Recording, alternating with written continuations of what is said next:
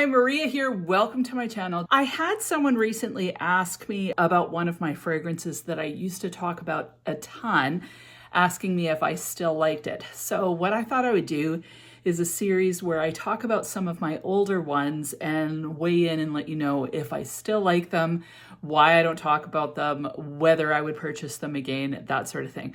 So before I get started, if you haven't subscribed, just go ahead and hit that button, join the Weird and Wonderful family. It would be amazing to have you part of the community. And let's get into this. So I'm going to start with the one that I got asked about, and that is Elisab Le Parfum Royal. Now, this is a bit of a departure for the Elisab line, which tends to be quite bridal. So you get these fragrances that are white floral, orange blossom, quite strong florals, but they're very, very feminine. This one has a little bit more of a Middle Eastern take. So you're getting a spicy kind of rose combination. Now, what I've said in the past is that this is my warrior queen fragrance. So it's very rich, opulent, but it smells very potent and powerful. And I think of some warrior queen with two tigers on either side of her, and she's calling out like this as they head into battle. So this queen, she knows how to do business. She commands armies and she wears this fragrance. So although it's regal and opulent, and I can actually see a bride wearing this fragrance, she would be a little bit more of a drama queen bride or a diva-esque bride instead of the feminine, alluring. She'd be like the type of bride, if that makes sense. Thinking from an Elisab perspective, where a lot of what they do is bridal. Now, that said, this fragrance opens with orange. It's got rose and neroli in the heart, and then it has patchouli, amber, vanilla, and sandalwood in the base. You get a ton of rose, a hint of orange, and a lot of patchouli. And for the longest time, I didn't really notice the patchouli or register as patchouli as much as spices. It's definitely a spicy, woody type of patchouli. And honestly, this is a gorgeous, gorgeous fragrance. Would I repurchase it again? No, I wouldn't. And the reason why is because I have found fragrances that kind of fit in this category of a woody rose that I like a little bit more. So I think that this is a beautiful fragrance, but I would lean towards something like Rose Omaïd by Atelier des Ors before I would reach for something like this at this point. Again, nothing wrong with this fragrance, but I just have moved to other ones that I'm liking a little bit more.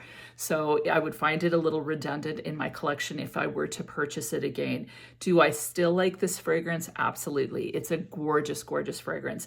I don't reach for it that often now because I do have fragrances that kind of scratch that itch that I do like a little bit better, but this is still just an absolute stellar fragrance. It's a powerhouse, lasts a long time on the skin, and definitely worth checking out. The next fragrance that I used to talk about a ton, but rarely mention anymore, is So Scandal by Jean-Paul Gaultier. As you can see, I've worn quite a lot of this fragrance, and when it first came out, it was such a major hit for me. And as soon as I smell it, I think to myself, why don't I wear this more often? Because it's so, so happy. So this has tuberose. It's got some jasmine, orange blossom in there. There's raspberry, there's milk.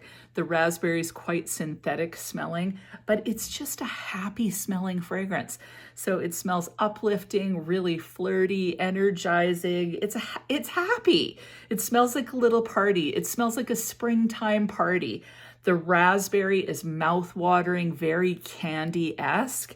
I don't really get any milk in there. It feels more like a raspberry sorbet with just a hint of that milkiness in there. But it's mouth-watering. Like as soon as I smell it, it just makes my mouth water, like a raspberry hard candy that's a little bit tart. That's the vibe this gives me, along with some delicious bubblegum tuberose feel. So I so enjoy wearing this fragrance. It's uplifting, it's happy. Would I repurchase it? I'm not sure. This is one that I'd be undecided on. I would probably get, there's one by Maison Alhambra, and it's so freaking close. If I can remember the name, I'll leave it linked down below. It's like $30. And so I like the scent profile, but I don't really feel the need to buy this version. Again, I'd probably just buy the Middle Eastern version simply because it's not one that I reach for very often, but I'd like it in my collection. So yeah, if you want a good version, I think it's called So Candid. That's it. It's a great version. It doesn't smell exact, but it still gives me that candied raspberry feel that's super fun to wear. So I'm glad I have this. I'm certainly going to use it up.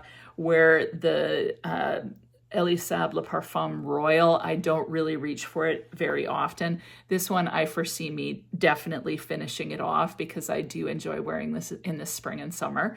So yeah, it's going to get finished off. It's not one that I've got something else in my collection that I think is better that I reach for. This fits a niche in my collection that nothing else fits. But yeah, if I ran out of this, I'd probably get the So Candid because I don't really like, I think I'd probably just get So Candid. So hope that makes sense. But yeah, it's a great fragrance. Actually, all of these are great fragrances. So last one I want to talk about, this was one I talked to death back in the day a couple years ago, and it is Trussardi Donna. I love the bottle on this. I think it's absolutely gorgeous. It's a lemony floral, and it's kind of ahead of its time because this one gives you that lemon floral similar to something like a Devotion by Dolce & Gabbana with less vanilla and more floral. This opens with lemon, yuzu, and some fruity notes. I get the lemon, I get the yuzu. It's bright, it's juicy, it's absolutely delicious. Smells like a lemon curd, basically. But then there's this beautiful jasmine, orange blossom, and lotus in the heart. I definitely get more orange blossom, I would say, than anything. It smells very kind of fresh, almost a little bit aquatic. And in the base, you're getting some vanilla, cedar, sandalwood, patchouli. I get more vanilla and just a hint of that cedar wood in there. This is absolutely beautiful. You can wear it all year round. Very feminine fragrance, lasts a good 10 hours on the skin. It's affordable. And this is one I always want in my collection. So there's nothing else in my collection that scratches the same itch. This is a beautiful, fresh fragrance for non-freshy lovers. So if you like a little bit of citrus, a little bit of classy floral, I think you would love this fragrance. It's honestly so beautiful. It smells invigorating and refreshing, yet very, very classy and demure. So this is an amazing fragrance, honestly. I think of it more for spring and summer, but honestly, you can wear this all year round. And it's definitely a signature scent worthy fragrance that's great for office, great for daytime, just a beautiful, solid fragrance. So love this one. This one will always be in my collection. I would definitely repurchase.